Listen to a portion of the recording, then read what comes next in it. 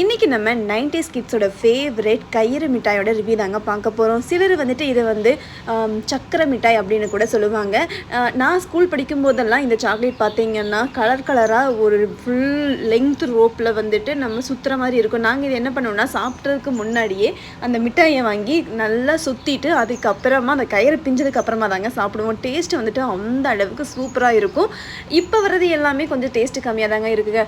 ஆனால் அந்த டைமில் இருந்த சாக்லேட் எல்லாம் பார்த்தீங்கன்னா ரொம்பவே சூப்பராக இருக்கும். அது மட்டும் இல்லாமல் இந்த சாக்லேட் இல்லாமல் நம்ம சோடா பாட்டில் இருக்கிற மூடியை கூட நம்ம அரிசி சாக்கில் இருக்கிற நூலால் கட்டி அதை கூட விளையாண்டுருக்கோங்க. அதெல்லாமே நினச்சி பார்த்தா ரொம்பவே சூப்பராக இருக்கும்.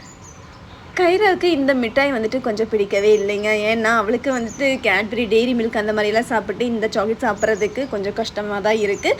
ஆனாலும் 90s கிட்ஸோட மிட்டாய் நம்மளுக்கு எப்போவுமே ரொம்ப பிடிக்குது. பார்த்தோடனே நம்மளுக்கு பழைய ஞாபகங்கள் கூட வருது.